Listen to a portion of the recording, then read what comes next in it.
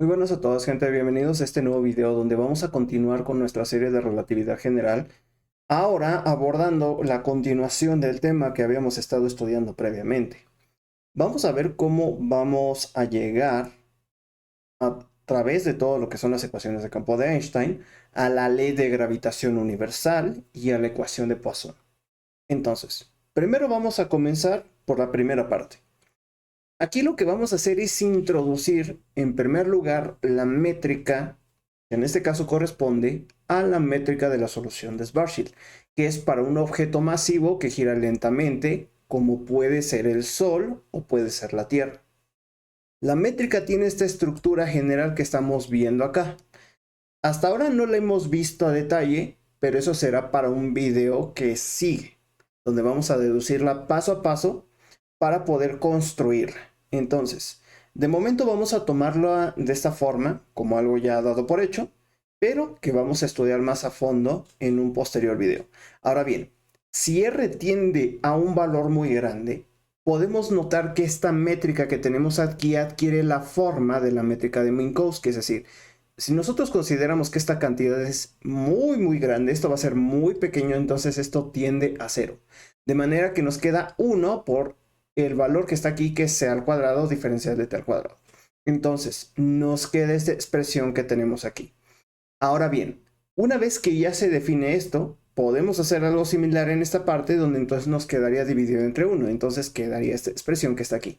Y todo lo demás, pues bueno, queda de la misma manera. Ahora, esto implica que estamos en un espacio-tiempo plano, es decir, un espacio-tiempo de Minkowski, donde vamos a tomar en cuenta que se va a obtener un resultado clásico, que es el que obviamente estamos esperando.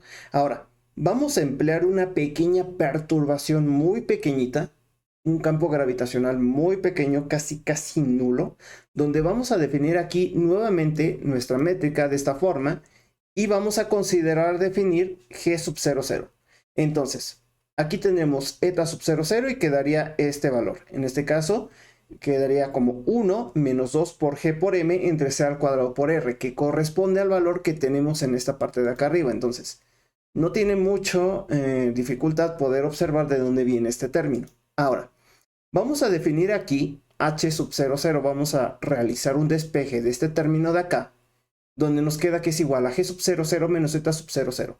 De manera que, en este caso, si estamos trabajando con las componentes espaciales, porque es lo que estamos utilizando, nos quedaría como un término negativo. Hay que tener cuidado con la asignatura de la métrica, cómo lo están trabajando, porque a veces puede ser positivo o negativo, pero en este caso lo vamos a manejar de esta manera. Entonces, ahora bien, una vez que ya tenemos definido esto, podemos reescribir esta expresión y nos quedaría aquí como 1 más h sub 00.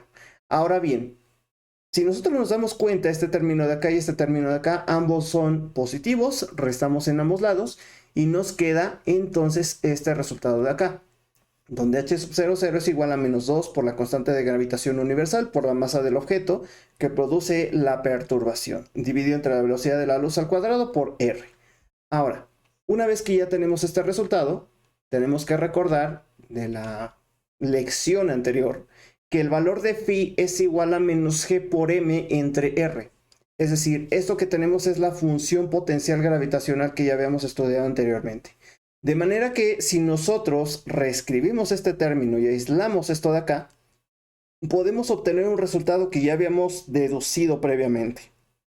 Entonces, otro resultado que también se dedujo en la lección anterior es que la segunda derivada de xy respecto a t es igual a menos el gradiente de dicha función potencial, donde esto se puede escribir como g por m entre la magnitud de r, que es un vector cartesiano, en coordenadas cartesianas obviamente, con un vector unitario para especificar la dirección. Ahora, esto de acá lo podemos sustituir directamente en la ecuación que tenemos aquí y nos produce este resultado. De manera que si nosotros multiplicamos por la masa, que es una masa que nosotros estamos añadiendo, vamos a considerar, por ejemplo, que tenemos la masa del Sol y tenemos la masa de la Tierra, donde ambos objetos están interactuando. Vamos a suponer que esto es el Sol y esta es la Tierra. Pues entonces tiene lo que es una distancia de separación, que vamos a definirla como r, que es una cantidad vectorial, donde esto tiene la masa m y la masa m minúscula. Es decir, vamos a calcular la fuerza gravitacional de atracción que existe entre esos dos objetos. De manera que produce ese resultado que ya esperábamos. Tenemos aquí masa por la derivada, o mejor dicho, la segunda derivada de respecto al tiempo, que nos da por resultado esto de acá, ya multiplicando por m minúscula. Pero sabemos que el lado izquierdo que tenemos ahí es la segunda ley de Newton, entonces podemos sustituir este término que está en esta parte por F y nos queda la ley de gravitación universal que ya conocemos a través de la mecánica clásica. Ahora bien, esto no es todo. Como dije, vamos a deducir lo que es el tema relacionado a la ecuación de Poisson, que ya habíamos visto en un video anterior. Entonces, vamos a movernos en esta parte de abajo para poder desglosarlo. Pero para llegar a eso, necesitamos considerar que esta ecuación se puede obtener también, como lo dije, a través de las ecuaciones de campo de Einstein. Y vamos a considerar la definición del tensor de energía-momento. Entonces, así ya bastantes videos atrás vimos lo que era el tensor de energía-momento, donde habíamos definido en este caso lo que es el valor de T con mu y nu, que es igual a ρ, multiplicando por u, mu, y u nu. Y definimos aquí, en este caso, una cantidad que es un numerito, que es t, es el valor escalar, que es igual a ρ por c al cuadrado. Donde aquí podemos sustituir estas expresiones en las ecuaciones de campo de Einstein, que se pueden escribir también de esta manera. Esta constante K es una constante que corresponde a 8pi por g entre c a la cuarta. Y ahorita vamos a ver por qué tiene ese valor. Entonces, si nosotros sustituimos los valores que están dados en la ecuación 10, obtenemos este resultado que está aquí. Ahora bien, una vez que esto ya está obtenido, podemos aplicar la pequeña perturbación que habíamos definido previamente. Entonces, aproximamos de esta manera y obtenemos este valor. Ahora, la única componente del tensor no nula es T00 igual a ρ por c al cuadrado, de manera que podemos nosotros recordar algo muy importante, y es que cuando definimos un cuadrivector, en este caso, que es el que tenemos aquí definido por u mu, tenemos que en este caso tiene todas estas componentes, donde u0 representa la componente temporal y estas tres las componentes espaciales, perdón. Entonces, podemos definirlo como la derivada de x mu respecto al tiempo propio. Estamos calculando el vector de cuadrivelocidad. Entonces, aquí tenemos c por gamma, que es el factor de Lorentz, coma gamma por v, que es el vector de velocidad. Entonces, todo lo que tenemos aquí en esta parte, si nosotros lo derivamos, obviamente toma el aspecto de la velocidad, porque estamos hablando de las coordenadas espaciales. Entonces, podemos factorizar el factor de gamma y nos queda la expresión que está aquí del lado derecho para la ecuación 13. Pero como nosotros estamos trabajando con una velocidad que es mucho menor a la de la luz, podemos decir que este factor de Lorentz que tenemos aquí es aproximadamente igual a 1 y el valor de U0 se aproxima también a C en este caso. Entonces, si nosotros realizamos el producto interno y definimos U0, U0, obtenemos que es igual a C al cuadrado. Y como eta sub 0, 0 es igual a 1 y este valor de esta perturbación es muy pequeñito, es mucho menor a 1, entonces podemos decir que este término que tenemos acá, que es el que tenemos aquí de color rosa, es aproximadamente igual a 1. De manera que la ecuación 11 que tenemos acá pasa a escribirse como todo esto que tenemos aquí. Y bueno, aquí podemos darnos cuenta que esto es un entero menos la mitad, entonces nos queda la mitad, obviamente con el signo negativo que tenemos aquí, y da por resultado la ecuación 14. Ahora bien, el tensor de Ricci, porque también lo tenemos involucrado, de hecho es bastante notorio cuando lo estamos viendo aquí en esta parte, que es esto de acá, en ecuación 14, podemos deducirlo también de otra manera. Entonces, recordemos aquí la conexión. Aquí tenemos en este caso lo que es el conjunto de derivadas parciales y todo lo que son los símbolos de Christoffel, que bueno, en este caso son los coeficientes de conexión. Y para el caso peculiar vamos a emplear aquí para R sub 00, que es el valor que nosotros estamos buscando. Entonces, la expresión 15 queda como la expresión 16. Y como estamos en un espacio-tiempo aproximado al de Minkowski, el sistema de coordenadas es casi cartesiano, es decir, estamos trabajando con un espacio-tiempo casi plano, casi cercano a lo que nosotros conocemos del modelo clásico. Entonces, podemos ignorar los últimos dos términos y el tensor de Ricci queda como la expresión 17. Sin embargo, este término que tenemos acá es aproximadamente igual a 0 porque estamos trabajando con un campo estático, es decir, invariante en el tiempo.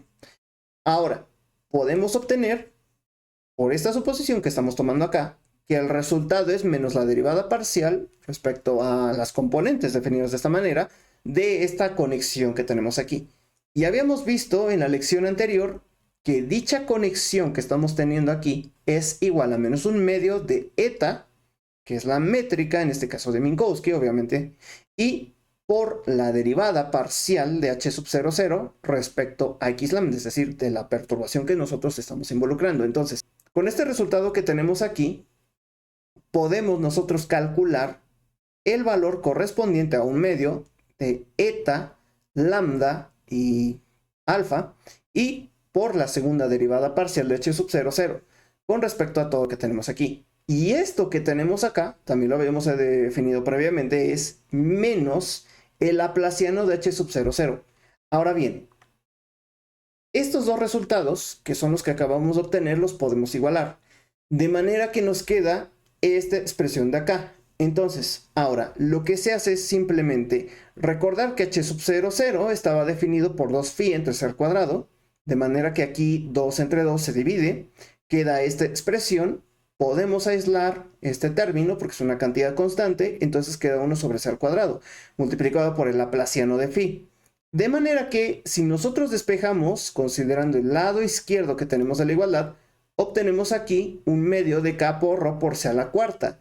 Y este valor que tenemos acá, de k, si nosotros lo definimos por lo que había comentado al inicio, nos da como resultado, al momento de multiplicar por esto, 4pi por g por rho. De manera que obtenemos la ecuación de Poisson que habíamos deducido previamente. Entonces, con esto podemos darnos cuenta que a través de ciertas aproximaciones muy convenientes podemos llegar al modelo newtoniano que habíamos estudiado con anterioridad. Entonces, esto va a ser bastante importante porque nos va a servir para definir algunas características fundamentales más adelante, donde vamos a estudiar ya ahora sí la métrica de Schwarzschild.